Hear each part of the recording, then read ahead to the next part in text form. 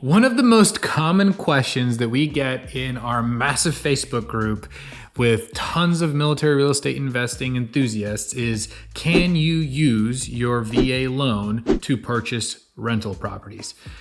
And the answer is, drumroll, yes and no. Now, I know I sound like I'm contradicting myself and I'm being absolutely ridiculous, but it's actually pretty simple and it's something you absolutely need to understand why it's both of those answers, and I'm about to explain that. So make sure you watch till the end, because this video is going to lay the foundation to understand how to use VA loans to get your foot in the door, and then other loan products to scale your real estate investing portfolio and empire, right? So without further ado, let's kick it. Hey everybody, Mark Yancich here with Active Duty Passive Income. And as I mentioned, we're gonna be talking about what the purpose of a VA loan is when it comes to rentals, and why do we love VA loans so much as a real estate investing community, even though it's kind of not really meant to acquire rentals. This video is gonna describe why it's very much an investment loan and why it's also very much not an investment loan. And then I'll give you the solution to what you can do to scale super fast. Now, the reason why I said yes, it is an investment loan, it's because for me, my mindset is no matter what home I'm purchasing, I plan and intend for it to be financially beneficial to me. I will personally analyze and research a property as much as possible to make sure in advance, before I buy it, to make sure that it does not turn into a financial burden, right? Financially, that's helpful. Even if the market tanks, I'm just gonna hold that sucker and until the market goes back up to where it needs to be and it makes sense for me to sell if that's what I wanna do. And if I don't intend to sell, I'm going to make sure that its rent potential will be able to cover my mortgage and expenses and reserves so that I can hold on to it long term and create that generational cash flow and wealth. Because if you remember from some of my previous videos, ultimately, that's really what ADPI seeks, is creating passive income and lifelong cash flow, because the market will do what it does. And honestly, it's gonna sound crazy, but it's important. Even if a property tanks in value, if you're still making income from it every single month and that's your objective, then you're good. Moreover, a lot of our members, when they look for a property or a primary residence to buy, they look at it from several different angles. They're trying to make sure that they're gonna set themselves up for success to capture any market appreciation that could occur in that area. They're also gonna analyze the property from a future perspective to see if and when they do PCS, will it be a good rental that'll cover all of their mortgage and expenses. And lastly, they might even see if it's gonna be a good house hack. Maybe it has a unit above the garage. Maybe it has an ADU in the backyard. Maybe it has an extra room that they can rent out. This happens a lot in flight school, for example. I feel like an idiot that I didn't do that when I was going through flight school. Some of my friends that did buy 3-4 bedroom homes, they rented out the other bedrooms and they ended up not paying anything at all. For free? For free. Because guess what?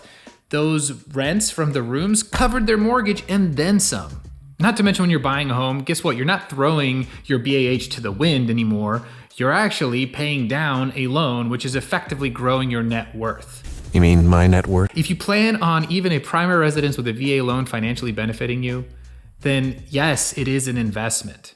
In fact, it could be a very life-changing investment. Okay, now, so why did I say no earlier? Well, the reason why it cannot be used for rentals is because that's not the intent of the loan. And so when you hear a loan officer or some mortgage professional talk about, hey, the VA loan is not intended for rental properties, they're absolutely correct. But that doesn't mean you can't turn a home into a rental property that was bought with a VA loan. It just means that it cannot be a rental property day one. Why? Because there's a very important occupancy rule, which I'm about to go over, but also, as I described in very thorough detail in the video up here, you can't get an unlimited amount of VA loans daisy chained together. You have to dispose of the previous VA loan properties if you intend to reuse your VA loan again in the future. Now back to the occupancy thing I just mentioned. A lot of lenders, when they talk about what the occupancy rule is, they'll make things up essentially, and they're called overlays. They'll add a buffer to the actual VA handbook rules just to make sure that you actually intend to occupy the home.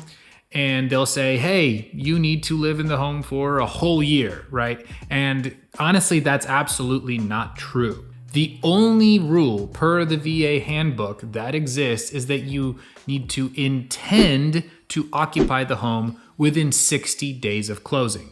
That 60 days is considered the reasonable time frame.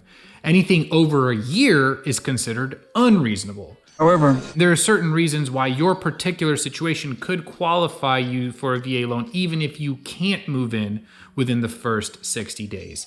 Hey everybody, I need to just insert this clip here real quick because after reviewing the video with our lending team, we want to make sure that it's 100% crystal clear and that nobody gets confused and nobody gets in trouble. Okay, so let's go over just a few basics real quick. Number one, if you know that you are going to be moving PCSing in under a year after closing on a VA loan, if you know that, then that could become residency fraud. Do not do that. If, for example, you close on a home and start living in it, and then you find out halfway through that you're getting these abrupt and random orders to leave prior to that year completing, that's totally fine. That's not your fault. It's all about whether you knew it or not.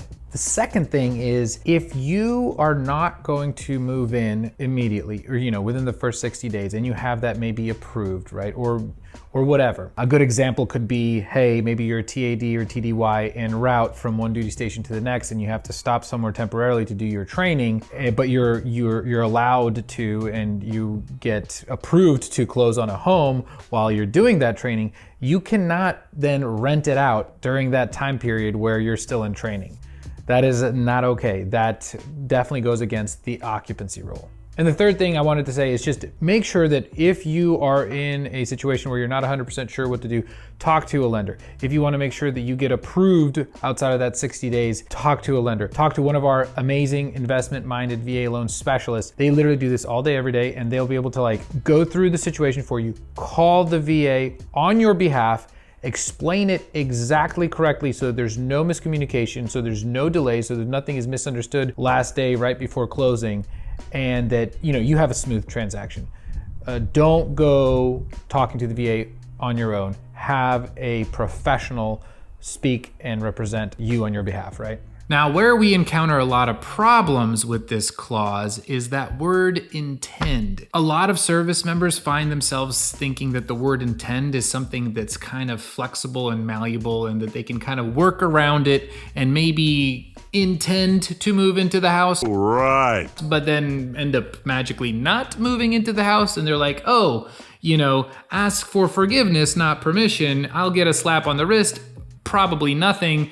And boom, I have a rental property. That's not how it works. And in fact, ADPI's position is that is very unethical, quite honestly, and it's also considered mortgage fraud. So you can actually get in a lot of trouble, and service members have gotten into a lot of trouble over that one word. If you intend to occupy, then you must actually intend to occupy. If life hits you and you end up PCSing or whatever randomly and you all of a sudden can't occupy, that's not your fault and nobody's gonna get mad about that. But at the time of purchasing your home and at the time of applying for the loan, you have to actually intend to occupy. So please do not abuse that word. We all swore to serve this country with honor and integrity, and we have this amazing benefit, which is called the VA loan. Let's not abuse it. Let's use it for what it's intended, and that's homeownership, which can be a fantastic wealth building tool, right? Owning a piece of America is amazing. If you buy a home with a VA loan, you're growing your wealth, you're potentially acquiring a rental property out of it, although I described the limitations earlier in this video, and you're learning about what it takes to be a landlord and homeownership in general, so that when you do acquire rentals down the road, you're gonna be a lot better equipped because you've done it before. And it's not gonna be as scary because you've actually lived in a home that you owned and you've gone through some of the difficulties that sometimes happens. That being said though, if you want to know which loans are perfect for scaling your rental portfolio and growing your real estate empire, watch this video right here. and it's going to describe the perfect loan product, and it's called a cash flow loan. So make sure to check that out, because that is truly the kind of tool that you might be looking for if you want to just continue acquiring more and more properties.